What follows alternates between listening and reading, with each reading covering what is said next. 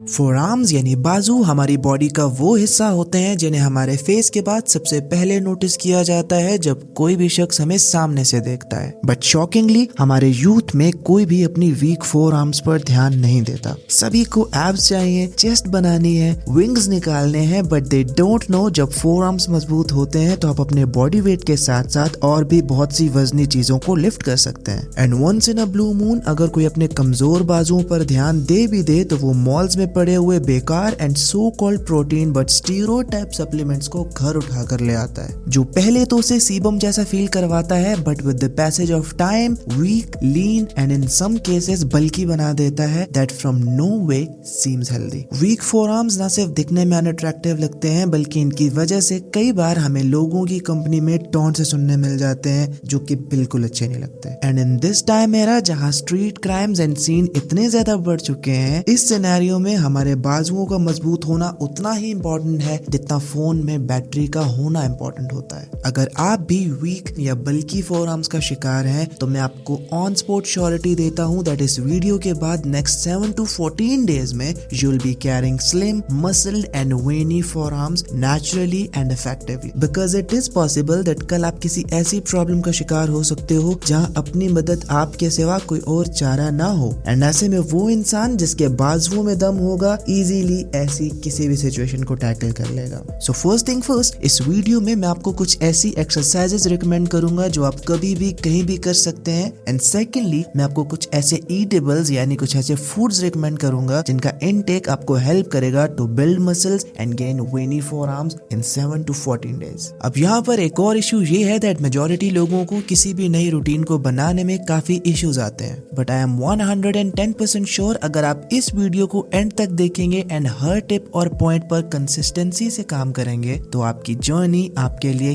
Cake walk जैसी हो जाएगी। सो गौर करें दैट आपको फर्स्ट प्रेफरेंस हाथों के वर्कआउट्स यानी एक्सरसाइजेस को देना होगा, बिकॉज़ जितना आप अपने आर्म्स के मसल को एंगेज करेंगे उतने ही अच्छे रिजल्ट्स आपको देखने को मिलेंगे। एंड ये इतनी मजेदार हैबिट है कि अगर आपको एक बार आर्म्स वर्कआउट की आदत लग गई तो आपको खुद समझ नहीं आएगा दैट कब मिसवाक से श्रेडेड और मस्कुलर फोर आर्म्स अचीव हो गए। सो इसी के साथ ही हमारी first exercise is going to be wrist circles, also known as wrist curls. And it's very effective when aiming for strong forearms. Heading towards procedure. तो जनाब इस एक्सरसाइज को परफॉर्म करने के लिए आपको बिल्कुल स्ट्रेट खड़े हो जाना है एंड अपने दोनों बाजुओं को सामने ले आना है। When your both hands are aligned with the length of your shoulder, अब आपको आराम सुकून के साथ अपने दोनों रिस्ट को at the same time in clockwise direction and in anti-clockwise direction circle बनाते हुए मूव करना है।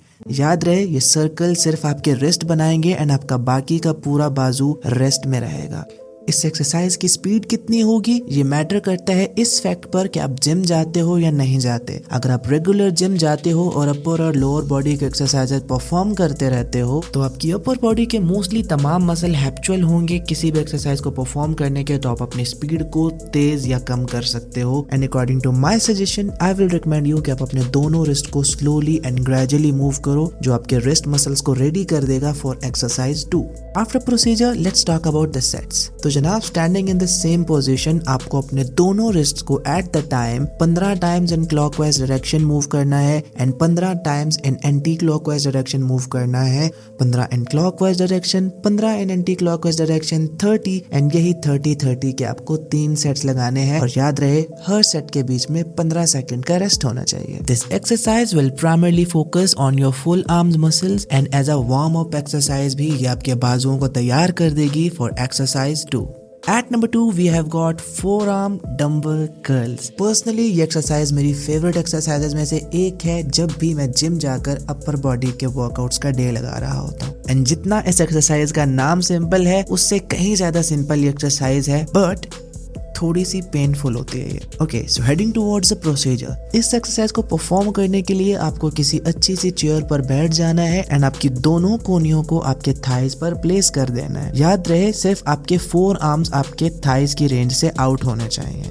ओके, सो अपने दोनों फोर आर्म्स को अपने थाइज पर प्लेस करने के बाद जब आपके दोनों हाथ आपके घुटनों की रेंज से आउट हैं, आपको अपने दोनों हाथों में डंबल्स को उठाना है एंड उनको अपवर्ड डायरेक्शन में मूव करना है and then you have to move downward, लेकिन स्लोली स्लोली। जब आप डंबल को पकड़ के अप डायरेक्शन में आओगे एंड देन डाउन डायरेक्शन में जाओगे, दैट विल काउंट 1 रेप। याद रहे ये सारे रेप्स दोनों हाथों के एट अ टाइम होने चाहिए, वरना एक मसल बड़ा और एक छोटा ग्रो होगा।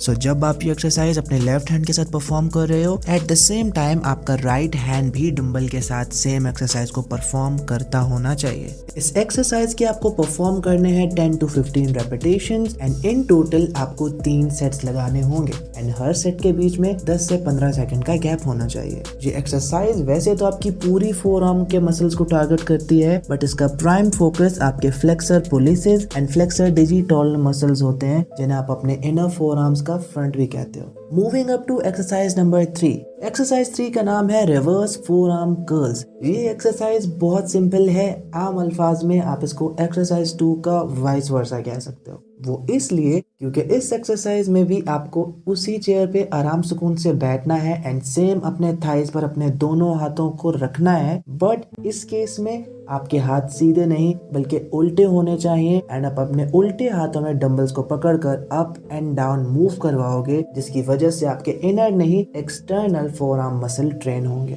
नॉर्मल फोर आर्म्स कर्ल की निस्बत रिवर्स फोर आर्म कर्ल्स ज्यादा इफेक्टिव होते हैं to grow your forearms in size. ये एक्सरसाइज भी आपकी फुल फोर आर्म को टारगेट करती है, लेकिन इसका प्राइम फोकस आपकी फोर आर्म के एक्सटेंसर मसल्स होते हैं, जिनमें primarily extensor digiti minimi, extensor कैप्रियल नारिस एंड एक्सटेंसर इंडिसेस वगैरह शामिल होते हैं।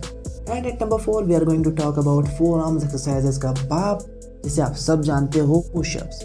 लेकिन याद रहे फोर आर्म्स को टारगेट करने के लिए पुशअप्स करने का प्रोसीजर थोड़ा डिफरेंट हो जाएगा। इस एक्सरसाइज को परफॉर्म करने के लिए आपको पुशअप पोजीशन में जमीन पर आ जाना है, लेकिन याद रहे इस वक्त आपके हाथ आपकी बॉडी से आगे नहीं होंगे, बल्कि आपके हाथ आपकी चेस्ट के अलाइन बिल्कुल आपके शोल्डर्स की सिमत में नीचे की साइड पे होंगे and then you have to perform pushup. अब जब आप पुशअप परफॉर्म कर रहे होगे तो आप नोटिस करोगे कि आपकी बॉडी का सारा वेट आपके फोर आर्म्स पर आ रहा है, जिसकी वजह से आपके फोर आर्म्स ट्रेन होंगे एंड इस वक्त आपको 10 to 15 रेपिटेशंस के 3 सेट परफॉर्म करने हैं। याद रहे हर सेट में 10 से 15 सेकंड का गैप होना चाहिए। इन सारे एक्सरसाइज को परफॉर्म करने के बाद हमारे वर्कआउट का सेशन खत्म हो जाता है, लेकिन फारिग बैठने से अच्छा मैं आपको रिकमेंड करूंगा एक लो इंटेंसिटी का अच्छा सा हैंड ग्रिपर मंगवा लेना एंड अपने दोनों हाथों को हैंड ग्रिपर में एंगेज रखना, बिकॉज हैंड ग्रिपर्स आपके दोनों फोर आर्म्स के मसल को एंगेज रखते हैं एंड उनकी मोबिलिटी को एनहांस करने में भी काफी ज्यादा हेल्प करते हैं। It's like a cherry on a cake. Okay, so being knowledge dude, मैं आपको ये बात जरूर बताता चलूं दैट सक्सेस ओवरनाइट नहीं आती है, व्हिच मींस आपको रिजल्ट पहले ही दिन नहीं दिखेंगे। इसलिए आपको स्लोली एंड ग्रेजुअली एक्सरसाइजेस को परफॉर्म करना है। रिजल्ट्स पर फोकस मत कीजिएगा, वो हमें 2 वीक्स बाद दिख ही जाएंगे। याद रहे किसी भी गाड़ी का इंजन अच्छे तरीके से परफॉर्मेंस तब देता है जब वो गाड़ी ऑलरेडी गर्म हो चुकी हो and same thing goes for the human body also. And इसीलिए मैं आपको रिकमेंड करूंगा दैट किसी भी वर्कआउट को परफॉर्म करने से पहले थोड़ी सी वॉक या थोड़ा सा कार्डियो जरूर कर ले, जिसकी वजह से आपकी बॉडी का टेम्परेचर नॉर्मल से थोड़ा ज्यादा हो, आपकी बॉडी थोड़ी सी वार्म्ड अप हो, ताकि आपकी बॉडी किसी भी एक्सरसाइज की वजह से होने वाले मसल चेंज के साथ अडेप्ट हो सके एंड ऐसा करने में आप ही का फायदा होगा। देखें, अब हमने pre workout and post workout के बारे में इन डेप्थ तो समझ लिया, but when it comes to proper muscle building तो वर्कआउट के साथ साथ प्रॉपर डाइट होनी भी उतनी ही इंपॉर्टेंट है। एंड फॉर दैट मैं आपको सिर्फ 3 फैक्टर्स रिकमेंड करूंगा। आपको अपनी कैल्शियम इनटेक को बढ़ाना है, प्रोटीन इनटेक को बढ़ाना है एंड इस पूरी जर्नी के दौरान आपको कोई भी जंक फूड, कोई भी प्रोसेस्ड फूड जैसे fries, burger, pizza, cold drink, इस किस्म की कोई भी चीज नहीं लेनी है। याद रहे समोसे और पकोड़े भी जंक फूड में आते हैं। कैल्शियम इनटेक में आप दूध और दही का इस्तेमाल कर सकते हो एंड अपनी प्रोटीन की जरूरत को पूरा करने के लिए आप मीट खा सकते हो, जिसमें मुर्गी और गाय दोनों का गोश्त आता है। अंडे खा सकते हो, पालक और पनीर खा सकते हो, सोयाबीन ले सकते हो एंड बहुत सारी दालों में भी प्रोटीन अच्छी मिकदार में पाई जाती है। So you can fill up your protein requirements from these all items. लेकिन याद रहे रिजल्ट्स तभी दिखेंगे जब आप कंसिस्टेंट रहोगे एंड हार नहीं मानोगे। I wish that in 14 days में आप प्रॉपर एक्सरसाइजेस को गो थ्रू करो and at the end of the challenge I wish आप सबको वेनी एंड मसल्ड फोर आर्म्स मिलें। याद रहे अपने चैलेंज की सारी डिटेल्स डे 1 से डे 14 तक कमेंट बॉक्स में मुझे जरूर बताते रहना, ताकि मुझे पता चले कितने शपाकों ने इस चैलेंज को एक्सेप्ट किया है एंड गो थ्रू किया है। साथ ही साथ अगर वीडियो अच्छी लगी हो तो अपने भाई को सपोर्ट जरूर दिखाना। आपका सपोर्ट आपके भाई को और अच्छी वीडियोस बनाने के लिए मोटिवेट करता है और रिसर्च करने के लिए मोटिवेट करता है एंड मोटिवेट करता है to go further and get further for you.